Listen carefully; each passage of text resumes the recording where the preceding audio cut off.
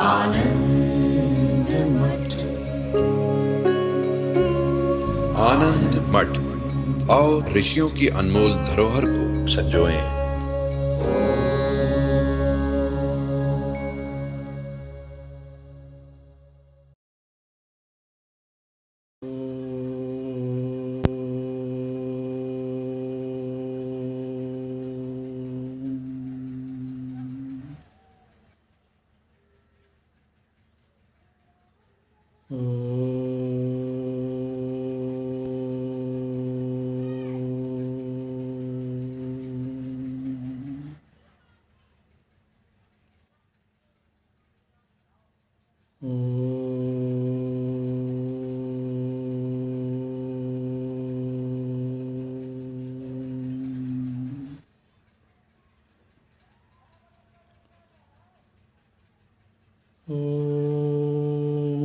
भद्रं कर्णेभिः शृणुयाम देवाः, भद्रं पश्येमाक्षभिर्यजत्राः, स्थिरैरङ्गैस्तुष्ट्वागुंसस्तनूभिः व्यशेम देवहितं यदायुः।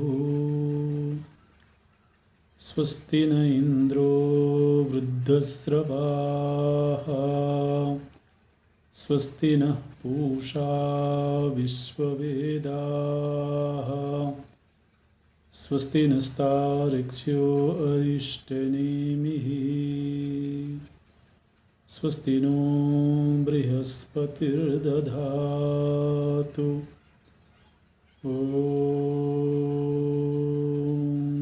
शान्ति शान्ति शान्तिः।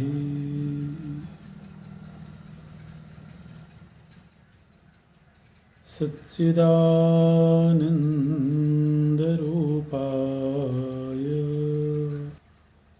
विश्वोत्पत्त्यादिहेतवे तापत्रयविनाशाय श्रीकृष्णाय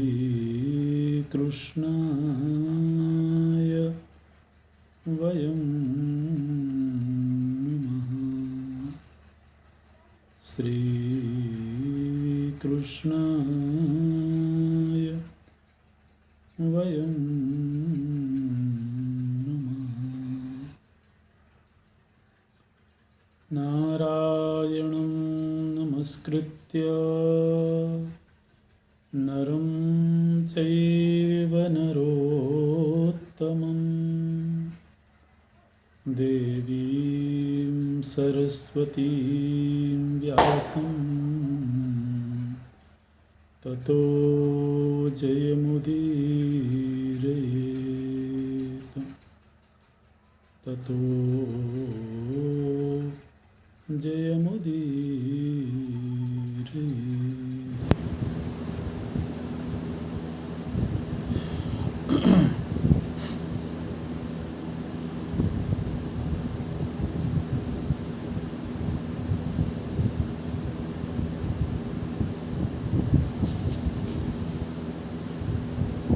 भगवान शिव और माता पार्वती जी के बीच एक संवाद चल रहा है। बड़ा ही रोचक संवाद है। इसमें कर्म और कर्मफल की किस प्रकार से संगति है उसका वर्णन किया जा रहा है।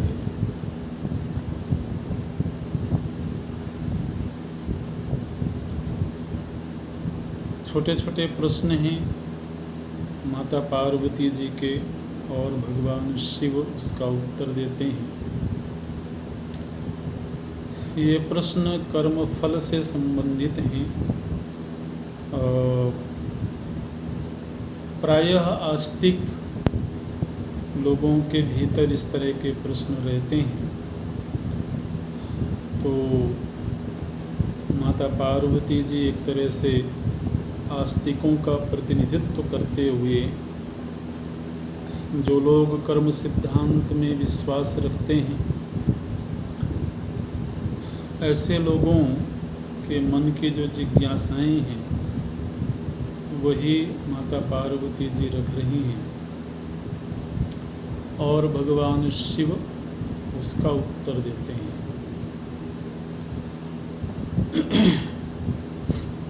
इस जन्म में जो कुछ मिल रहा है, जो कुछ हो रहा है, वह तो हमारे लिए प्रत्यक्ष है, लेकिन यह प्रत्यक्ष में जो कुछ भी दिख रहा है इसके पीछे कोई हेतु है, कोई निमित्त है। तो वो क्या निमित्त है, इसकी चर्चा जब होती है तो इस चर्चा का एक अर्थ ये भी है कि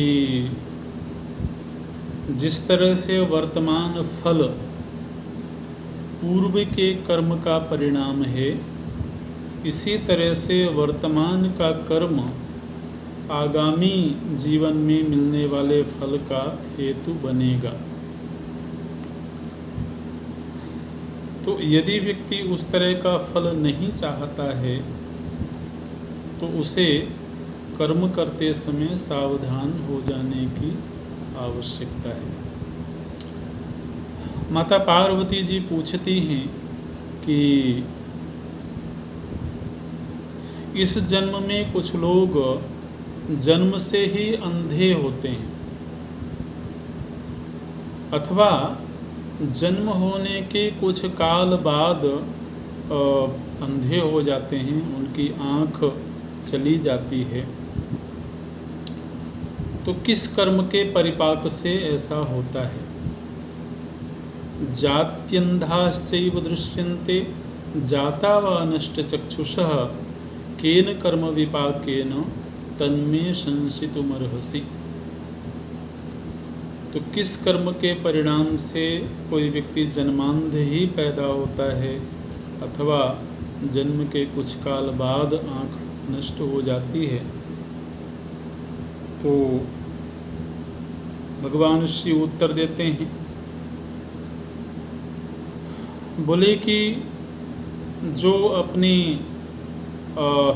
काम वासना की वजह से पराई स्त्री अथवा पराये पुरुष के प्रति दूषित दृष्टि रखते हैं अथवा दूसरे के धन में जिनकी दृष्टि लगी रहती है लोलुपता की वजह से, जो लोग लोभ के वशीभूत होकर के दूसरों को अंधा बना देते हैं अथवा जो लोग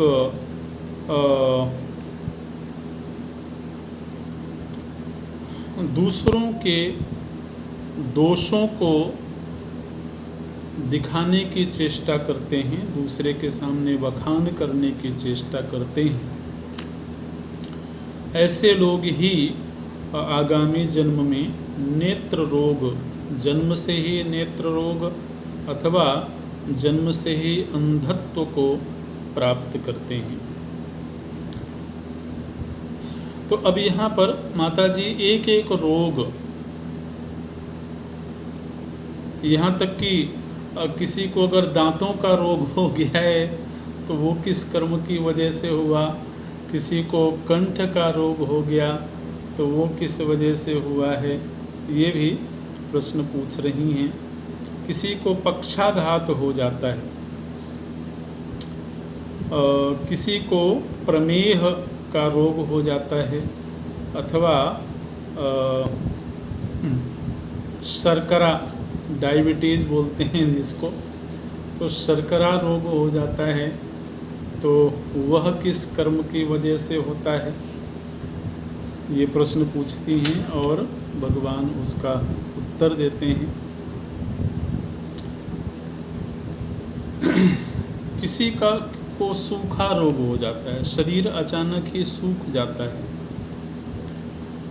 किसी को कोढ़ हो गया, कोई पंगु अथवा अंगहीन होकर के पैदा होता है, तो वह किस कर्म की वजह से होता है, ये प्रश्न पूछती हैं। भगवन् मानुषाः केचित् अंगहीनाश्च पंगवः केन कर्म विपाकेन तन्मे संशितुमर्हसि। जन्म से ही कोई व्यक्ति अंगहीन पंगु होकर के पैदा होता है, तो किस कर्म की वजह से ऐसा होता है। बोलते हैं कि जो लोग हिंसा का जीवन जीते हैं, दूसरों का अंग भंग कर देते हैं, हिंसा वृत्ति में दूसरों को अंग भंग कर देते हैं, शस्त्रों से अंगों को काट देते हैं, तो ऐसे लोगों को अपने आगामी जीवन में पंगु होकर के जन्म लेना पड़ता है। इसी तरह से किसी को गठिया रोग हो गया है, किसी को पैरों का रोग हो गया है, तो इन सब का उत्तर देते हैं भगवान शिव। कुछ लोग जन्म से ही टेढ़े मेढ़े अंगों वाले अथवा कुबड़े पैदा होते हैं, तो वो किस कर्म की वजह से होते हैं। भगवान शिव उत्तर देते हैं कि जो लोग व्यापार करते समय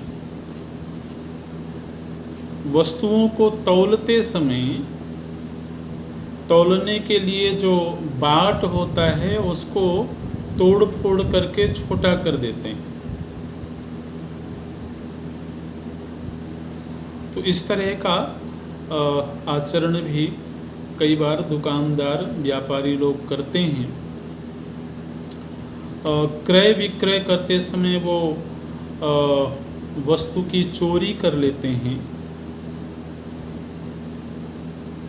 अथवा दूसरों के शरीर में चोट पहुंचाते हैं, उनके अंगों का छेदन कर देते हैं, अथवा किसी दूसरे प्राणी के अंगों को काट करके उसके मांस का भक्षण करते हैं। ऐसे जो लोग होते हैं वही आगामी जन्म में टेढ़े मेढ़े अंगों वाले पैदा होते हैं, कुबड़े, लूले, बौने इस तरह से पैदा होते हैं।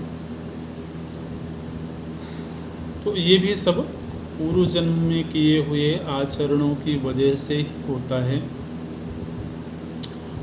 पूछती हैं माता जी, कुछ लोग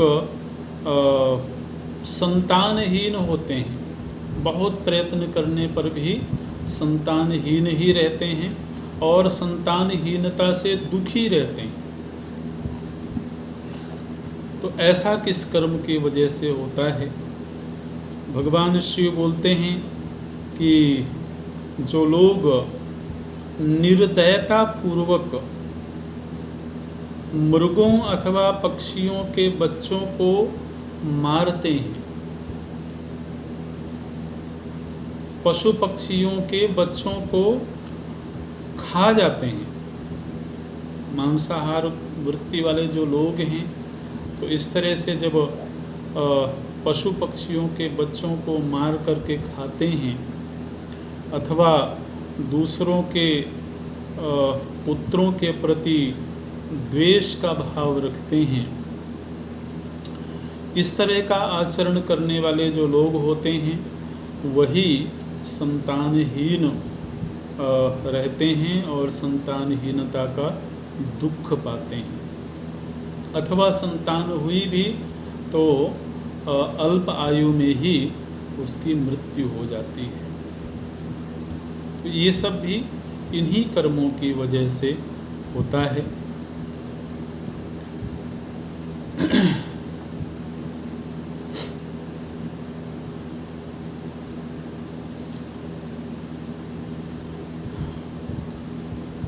माता जी पूछती हैं, कुछ लोग नपुंसक के रूप में जन्म लेते हैं, हिजड़े के रूप में जन्म लेते हैं। भगवन् भग नेत्रघ्न मानुषेषु च केचन क्लीबा नपुंसकाश्चैव दृश्यन्ते षड्कास्तथा नीच कर्मरता नीचा नीच सख्यास्तथा भुवि केन कर्म विपाकेन तन्मे संसितुमर्हसि। तो किस वजह से इस तरह का जन्म होता है किसी का? भगवान शिव बोलते हैं कि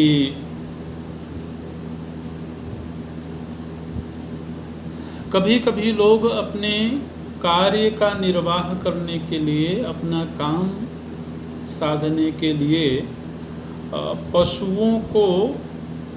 पशुओं का पुरुषत्व नष्ट कर देते हैं। कई बार खेती किसानी करते समय, अब तो खैर बैलों से खेती नहीं होती है, नहीं तो कई बार बैलों से खेती करने के लिए किसान लोग उसके पुरुषत्व को नष्ट कर देते हैं, उसको बधिया बना देते हैं, या और भी किसी पशु के पुरुषत्व को नष्ट कर देना, ये बड़ी क्रूरता है। और ऐसा करने वाले लोग ही आगामी जीवन में नपुंसक के रूप में जन्म लेते हैं।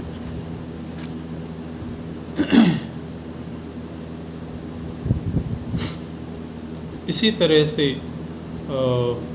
माता पार्वती जी पूछती हैं, कभी कभी कोई स्त्री, कोई युवती बहुत अल्प आयु में ही वैधव्य को प्राप्त हो जाती है, विधवा हो जाती है। तो किस कर्म के परिपाक से ऐसा होता है, वो प्रश्न पूछते हैं। कुछ लोग जीवन पर्यंत दास के रूप में ही जीवन जीते हैं,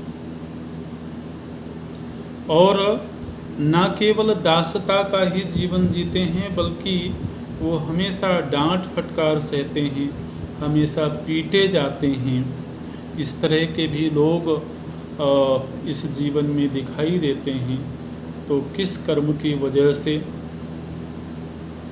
ऐसा होता है? भगवान शिव बोलते हैं कि जो मनुष्य पूर्व जन्म में किसी के धन का अपहरण कर लेते हैं,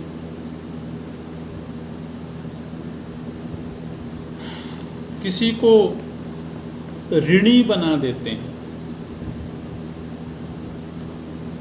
किसी से ऋण ले लेते हैं और फिर कभी उसके ऋण को चुकाते नहीं, ऋण चुकाने से पहले ही वो मृत्यु को प्राप्त हो जाते हैं, ऐसे लोग ही फिर या तो मनुष्य बन करके या दूसरे कोई पशु आदि योनि में जाकर के और दासता का जीवन जीते हैं। मालिक के द्वारा उनको पीटा जाता है, उनको डांट फटकार लगाई जाती है। तो वो इसलिए होता है जब व्यक्ति ऋणी हो करके अथवा किसी के धन का अपहरण करके और जीवन जीता है।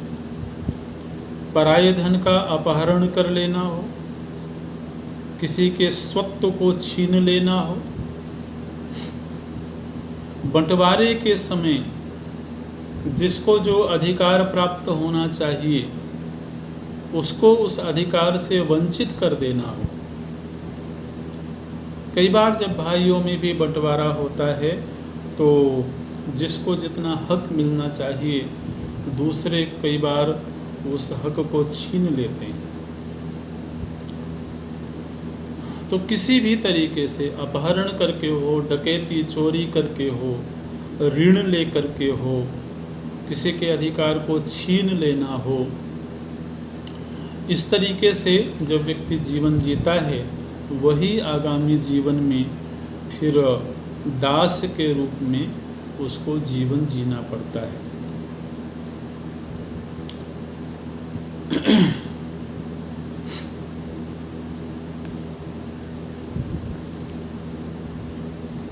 माता पार्वती जी पूछती हैं कि हम ऐसा देखते हैं कि कभी कभी किसी मनुष्य ने कोई अपराध किया और उसके उस अपराध का दंड इसी जन्म में राजा के द्वारा दे दिया गया,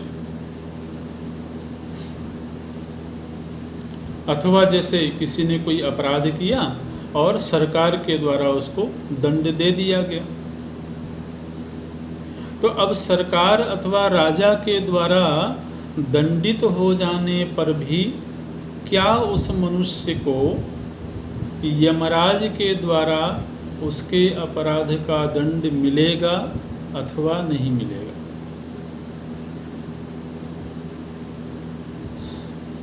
भगवन् भुवि मर्त्यानां दंडितानां नरेश्वरैः दंडेनैव कृते नेह पापनाशो भवेन्न वा।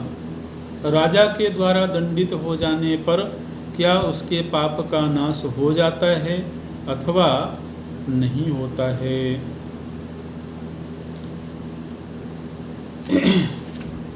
भगवान शिव बोलते हैं कि जो अपराध तो प्रत्यक्ष में देख लिया गया है, जिस अपराध का पता लग गया है और पता लग जाने पर उस अपराध का उचित दंड इसी जन्म में राजा के द्वारा दे दिया गया है, तो फिर वह यमदंड का अधिकारी नहीं होगा। लेकिन यदि उस व्यक्ति ने कोई ऐसा कर्म किया हो जो राजा को मालूम ही ना हो, भाई राजा अथवा शासन तो प्रत्यक्ष में ही देखता है कि उसने क्या किया है, लेकिन जीवन में कोई ऐसे भी कर्म हुए हों जो प्रत्यक्ष ना हो, राजा के संज्ञान में ना हो, तो इस तरह से जिस अपराध को राजा के द्वारा दंडित नहीं किया गया है, राजा के सामने प्रत्यक्ष नहीं हुआ है, ऐसे अपराध का दंड निश्चित रूप से यमाचार्य के द्वारा दिया जाता है।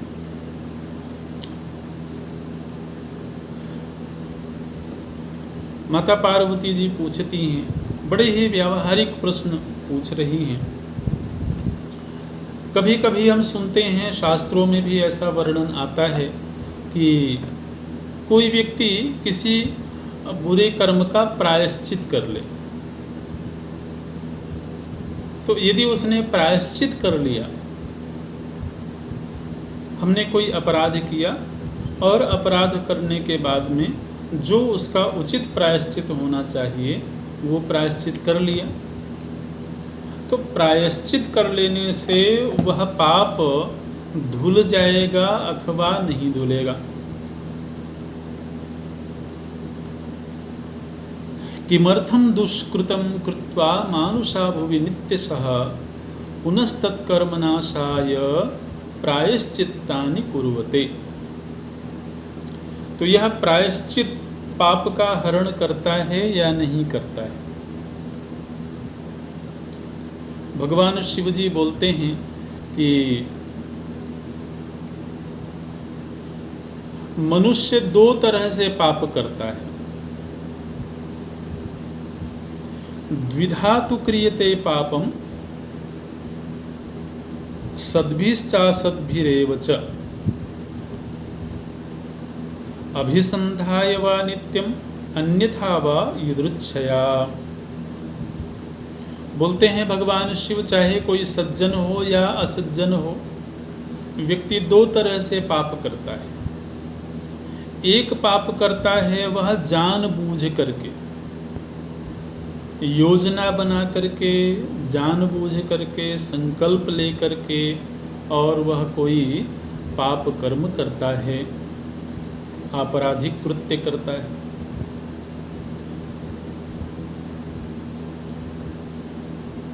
और दूसरे, कभी कभी अनजान में कोई पाप हो जाता है। जिस पाप कर्म को करने के लिए उसने सोचा नहीं था, उसने योजना नहीं बनाई थी, ऐसा भी कभी आवेश में आकर के या त्रुटिपूर्ण तरीके से कोई पाप कर्म हो जाता है। तो जिस पाप को तो व्यक्ति ने जानबूझ करके किया है, वह पाप किसी भी प्रायश्चित से धुलता नहीं है। फिर वह अश्वमेध यज्ञ करे, बड़े बड़े प्रायश्चित करे, बड़े बड़े व्रत उपवास आदि करे, उस पाप को नहीं धुला जा सकता है। उस पाप के फल का भोग करके ही उसकी निवृत्ति होगी।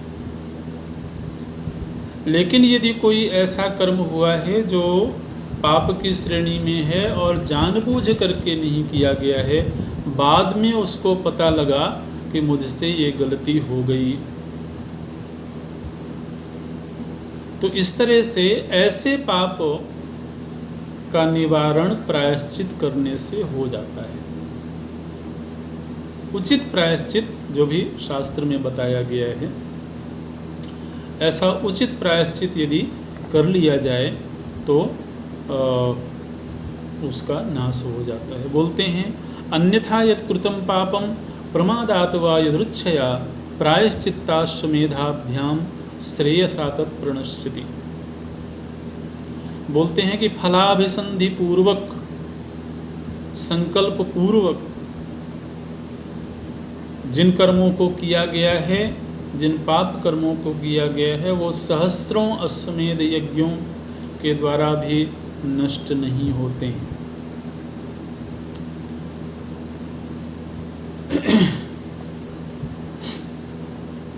अच्छा,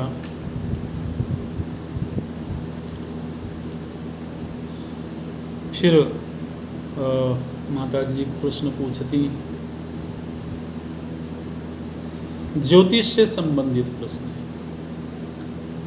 ज्योतिषियों के लिए अथवा ज्योतिष विद्या में आस्था रखने वाले लोगों के लिए यह एक बड़ा कह सकते हैं कि तकलीफ देह प्रसंग भी हो सकता है। माता पार्वती जी ने पूछा कि कुछ लोग अपने जीवन में घटने वाली घटनाओं का कारण ग्रहों को मानते हैं। शुभ घटना घट रही हो अथवा अशुभ घटना घट रही हो, तो उन घटनाओं का कारण ग्रहों को मानते हैं और फिर वो इसी मान्यता के आधार पर तत्त ग्रहों की उपासना करते हैं, तत्त ग्रहों का अनुष्ठान करते हैं, उपासना करते हैं। तो क्या उनकी यह मान्यता ठीक है? जीवन में घटने वाली घटनाओं का हेतु ग्रह नक्षत्र आदि हैं, ऐसी जो मान्यता है, क्या यह मान्यता ठीक है? भगवान शिव बोलते हैं कि आपने बहुत उचित प्रश्न पूछा है। बोले कि ये जो ग्रह नक्षत्र आदि हैं, ये हमारे जीवन में घटने वाली शुभ अथवा अशुभ घटना की सूचना मात्र देते हैं। ध्यान दीजिएगा, जो घटना भविष्य में घटने वाली है वह चाहे शुभ हो अथवा अशुभ हो, ग्रह नक्षत्र आदि उनकी केवल सूचना देते हैं। उस घटना में उनका सीधे कोई हस्तक्षेप नहीं है।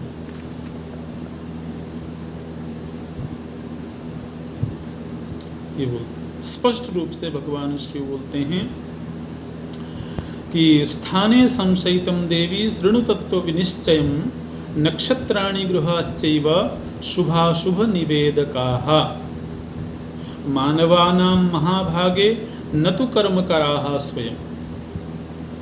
बोले कि यह ग्रह नक्षत्र आदि किसी के जीवन में सीधे शुभ अथवा अशुभ फल को उपस्थित नहीं करते हैं, ग्रह नक्षत्र आदि कोई कर्म नहीं करते हैं,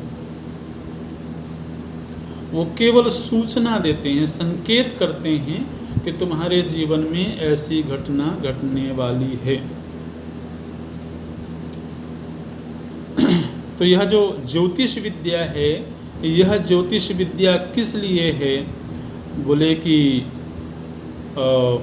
व्यक्ति सावधान हो जाए, सजग हो जाए, सतर्क हो जाए कि उसके आगामी जीवन में क्या घटना घटने वाली है। तो निश्चित रूप से यदि वो सूचना मात्र दे रहे हैं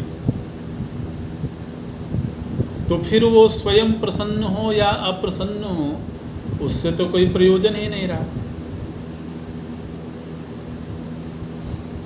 भाई यदि कोई ग्रह हमारे जीवन में अशुभ को लाने का काम करता, तब तो उसको मनाया जा सकता था, है ना?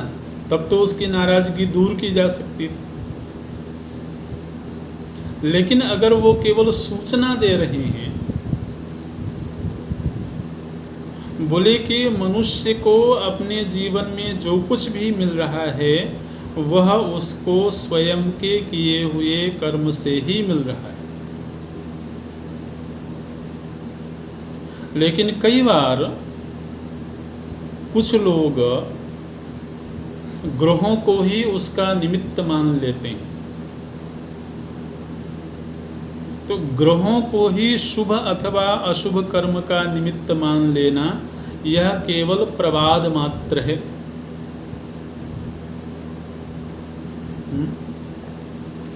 तो भाई महाभारत में तो ये बात स्पष्ट रूप से बोल दी गई।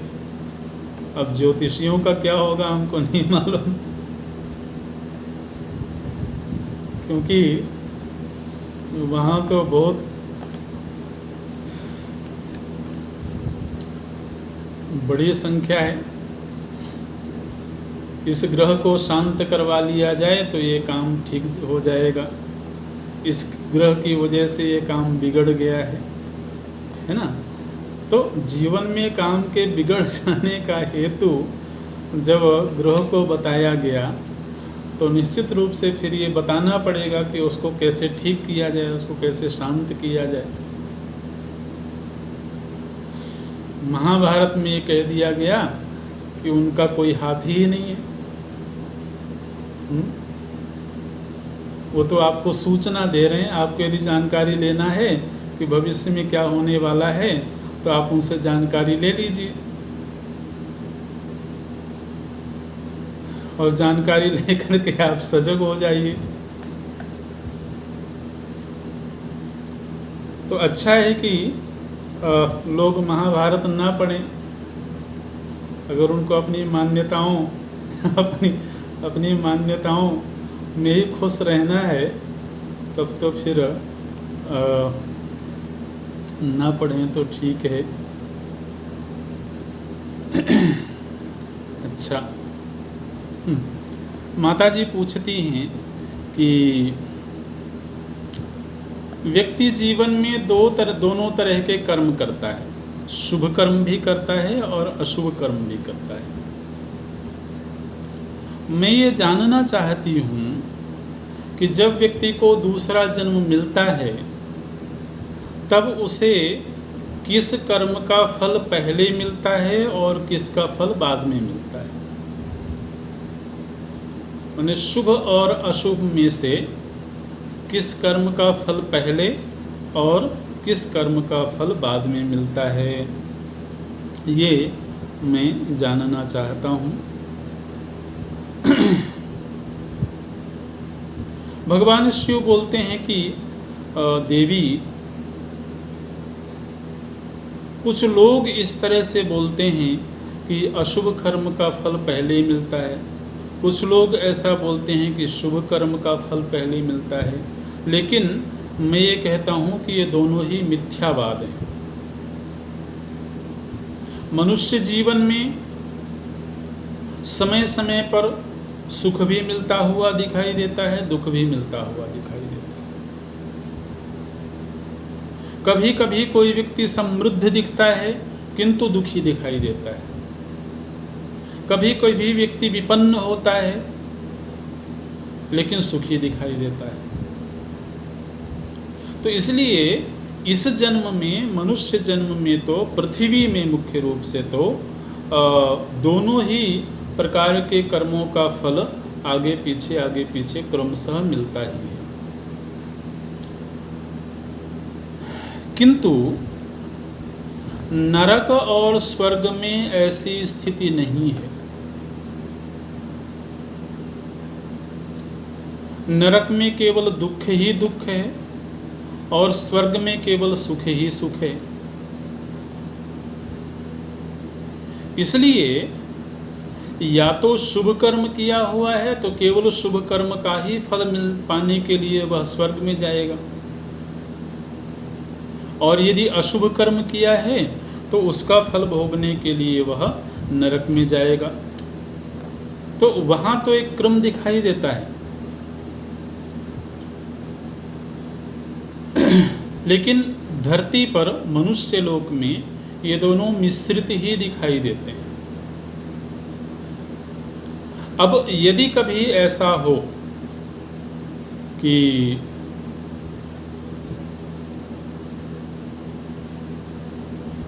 व्यक्ति ने शुभ कर्म बहुत अधिक किए हैं और अशुभ कर्म थोड़े से किए हैं, तो जिसकी मात्रा कम होगी उसको पहले भोगना पड़ेगा। जैसे कि किसी के अशुभ कर्म यदि कम हैं तो वह पहले नरक में जाएगा और फिर उसका फल भोग करके जो अधिक कर्म हैं उनको भोगने के लिए वह स्वर्ग में जाएगा।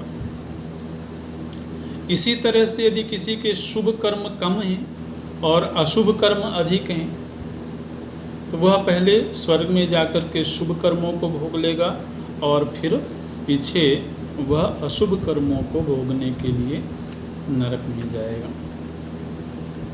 लेकिन जब मनुष्य लोक की बात होगी तो यहाँ पर मिश्रित ही कर्मफल प्राप्त होते हैं, ऐसा दिखाई देता है।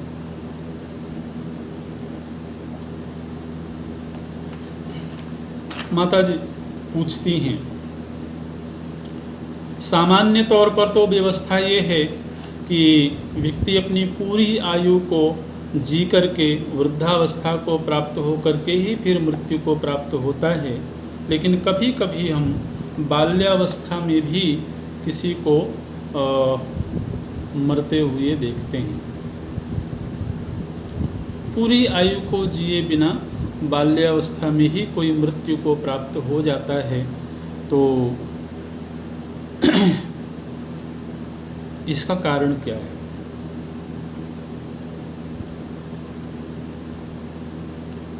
भगवान शिव बोलते हैं कि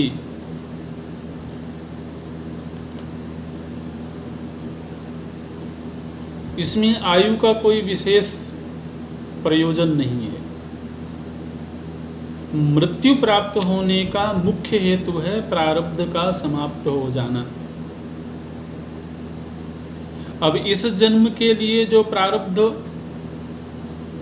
सक्रिय है वह यदि युवावस्था में ही पूरा हो गया हो, बाल्यावस्था में ही पूरा हो गया हो, तो फिर उसी समय उसकी मृत्यु हो जाएगी। अधिकतम ये होता है कि प्रारब्ध इतना ही होता है कि वृद्धावस्था तक व्यक्ति जीवन जिए और उसके बाद ही फिर वह मृत्यु को प्राप्त हो। लेकिन इसमें अकाल मृत्यु नाम की कोई चीज़ नहीं है।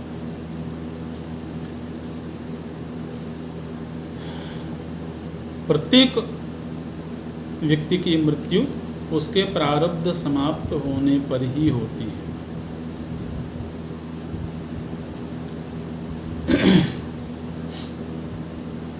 माता जी पूछती हैं कि कुछ लोग चिरजीवी होते हैं। सामान्य मनुष्य की जो आयु होती है उससे भी ज़्यादा कुछ लोग जीवन जीते हैं। अमर तो कोई नहीं होगा, लेकिन कुछ लोग ऐसे होते हैं जो दीर्घ काल तक जीवन जीते हैं। तो ये चिरजीवी होने का क्या हेतु है, क्या कारण है? भगवान शिव बोलते हैं कि जो व्यक्ति जीवन में कभी हिंसा नहीं करता है, जो कभी क्रोध नहीं करता है, क्षमा की वृत्ति रखता है, सरल स्वभाव का होता है, गुरुजनों की नित्य सेवा करता है, बड़े बूढ़ों का पूजन और आदर करता है, पवित्रता पूर्ण जीवन जीता है, आहार वही करता है जो उचित है, ब्रह्मचर्य का जीवन जीता है, तप का जीवन जीता है, इस तरह के जो जीवन के ढंग हैं उसी से कोई व्यक्ति दीर्घायु अथवा चिरजीवी होता है। माताजी ने पूछा कि यह जो जीवात्मा है इसका रूप कैसा है? ये स्त्री रूप है अथवा पुरुष रूप है? स्त्री प्राणः पुरुष प्राणः एकः स पृथगेव वा एष मे संशयो देव तम मे छेत्तुम त्वमर्हसि। तो यह जीवात्मा स्त्री है अथवा पुरुष है, आप कृपा करके इसका उत्तर दें। भगवान शिव बोलते हैं कि हे देवी, यह जो जीवात्मा है यह सर्वथा निर्विकार है, यह न स्त्री है न पुरुष है। निर्विकारः सदैवात्मा स्त्रीत्वं पुंस्त्वं न चात्मनि कर्म प्रकारेण तथा जात्यां प्रजायते। बोले कि अपने कर्म के अनुसार इस जीवात्मा को जिस तरह का शरीर मिलता है उस शरीर विशेष से तादात्म्य करके ही इसमें स्त्रीत्व अथवा पुरुषत्व की भावना पैदा होती है। जीवात्मा स्वरूपतः निर्विकार है, निराकार है, उसका अपना कोई लिंग नहीं है। शरीर के लिंग के आधार पर ही उसको स्त्रीत्व पुरुषत्व की पहचान प्राप्त होती है।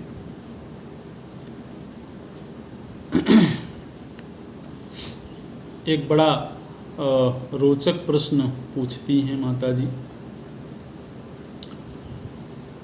बोलती हैं, क्या कभी ऐसा हो सकता है कि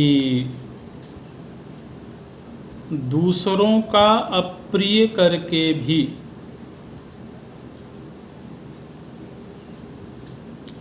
दूसरों का अप्रिय करके भी यह जीवात्मा शुभ फल को प्राप्त करे? क्या ऐसा हो सकता है? परेषां विप्रियं कुर्वन्न यथा संप्राप्नुयात् शुभम यदेतदस्मिंश्चेत् देहे तन्मे संशितुमर्हसि। भगवान शिव बोलते हैं ऐसा हो सकता है यदि शुभ संकल्प पूर्वक किसी के लिए अप्रिय किया जाए। अप्रिय शब्द पर ध्यान देने की जरूरत है। शुभ संकल्प पूर्वक किसी का अप्रिय किया जाए। राजा ने अपराधी को दंड दिया।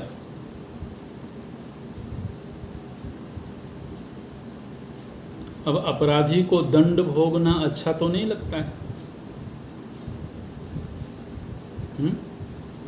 अपराधी की दृष्टि में तो वह अप्रिय है। किसी को भी दंड भोगना, दंडित होना प्रिय लगता है क्या? चाहे भले उसने अपराध किया हो। तो राजा जब अपराधी को दंड दे रहा है तो अपराधी का अप्रिय तो हो रहा है। मतलब राजा के द्वारा किया गया व्यवहार उस व्यक्ति को प्रिय तो नहीं लग रहा है, लेकिन फिर भी राजा को उस अप्रिय कार्य का पाप नहीं लगेगा।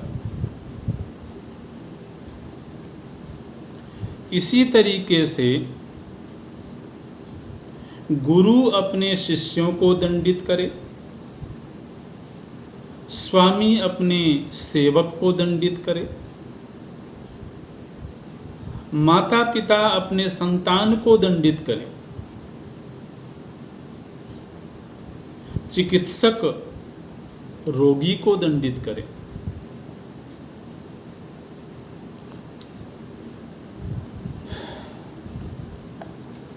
सज्जन पुरुष दुष्ट पुरुषों को दंडित करें। तो चूंकि इनके द्वारा जो अप्रिय कार्य किया जा रहा है वह शुभ संकल्प पूर्वक किया जा रहा है। माता पिता अपने संतान को कई बार दंडित करते हैं संतान के हित के लिए, संतान को अच्छा नहीं लगता है। गुरु कभी कभी शिष्य को दंडित करते हैं, शिष्य को अच्छा नहीं लगता है। लेकिन चिकित्सक कभी कभी रोगी को बड़ी पीड़ा देते हैं।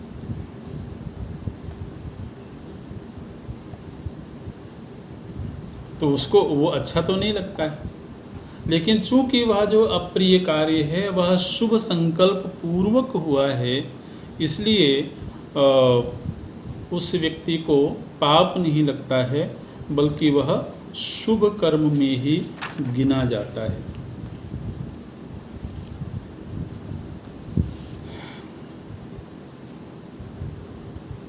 माता जी पूछती हैं, कभी कभी ऐसा देखा जाता है कि किसी किसी को अपने पूर्व जन्म की स्मृति रहती है। बहुत बहुत कम ऐसा होता है, लेकिन ऐसा कभी कभी दुनिया में सुनने में आता है कि किसी किसी व्यक्ति को अपने पूर्व जन्म की स्मृति है। तो ये जो पूर्व जन्म की स्मृति होती है, पूर्व के शरीर की स्मृति रहती है, तो किस कर्म की वजह से ऐसा होता है? भगवान शिव बोलते हैं कि ये मृताः सहसा मर्त्या जायन्ते सहसा पुनः तेषां पौराणिकोऽभ्यासः कश्चित् कालं हि तिष्ठति तस्मात् जातिस्मरालोके जायन्ते बोध संयुताः तेषां विवर्धतां संज्ञा स्वप्नवत्सा प्रणश्यति परलोकस्य चास्तित्वे मूढ़ानां कारणं त्विदम्। भगवान शिव बोलते हैं कि कभी किसी जीव की अचानक मृत्यु हुई और मृत्यु के कुछ काल के अनंतर ही पुनः जन्म मिल गया, आगामी जन्म मिल गया। तो सहसा मृत्यु हुई और सहसा जन्म मिल गया, क्योंकि सभी जीवों के साथ ऐसा नहीं होता है। कभी कभी उसको मृत्यु और जन्म के बीच में कुछ काल बिताना पड़ता है, लेकिन किसी किसी के अपने पूर्व कर्म की वजह से मृत्यु हुई और तत्क्षण आगामी जन्म प्राप्त हो गया। तो यदि किसी के साथ ऐसा हुआ तो पूर्व के अभ्यास का स्मरण आगामी जीवन में बना रहता है। उसको जाति स्मर बोलते हैं, उसके लिए एक शब्द है जाति स्मर। तस्मात् जाति स्मरालोके जायन्ते बोध संयुताः। मृत्यु हुई और अगले ही क्षण में उसको अगला जन्म मिल गया। तो इसलिए चित्त तो वही है, मन तो वही है, अंतःकरण तो वही है। तो पूर्व के अभ्यास की वजह से कुछ कुछ स्मृति उसको बनी रहती है, लेकिन वह स्मृति बहुत लंबे समय तक नहीं रहती। जैसे वह जीवन जीता है, जीवन में आगे बढ़ता है, वैसे ही उसके जो पूर्व जन्म की स्मृति है वह स्वप्न की तरह से विस्मृत हो जाती है। जैसे ऐसा होता है ना, हमने रात्रि में कोई सपना देखा, कोई कोई स्वप्न ऐसा होता है जो याद रहता है लेकिन वो भी बहुत देर तक याद नहीं रहता। अगर हम उसकी चर्चा किसी से कर लें तो फिर भी थोड़ी देर याद रह जाए, लेकिन फिर वह भूल जाता है, विस्मृत हो जाता है। तो इसी तरह से जाति स्मर की घटना घटती है। और इसका एक लाभ ये है, भगवान शिव थोड़ा विनोद करते हैं, बोले इस जाति स्मर का एक लाभ ये है कि इस तरह की जो घटनाएं हैं ये मूर्ख लोगों को विश्वास दिलाती हैं कि पूर्व जन्म भी होता है बोलते हैं परलोकस्य चास्तित्वे मूढ़ा नाम कारणम त्विदम। और जो मूढ़ लोग हैं, मूर्ख हैं, उनको शास्त्र वचन पर तो विश्वास होता नहीं है, वेद वचन पर विश्वास होता नहीं है। इसलिए उनको विश्वास दिलाने के लिए ये एक बड़ा साधन बन जाता है कि भाई देखो, उसको पूर्व जन्म की स्मृति है, इसका मतलब पूर्व जन्म हुआ है। ये भगवान बोले।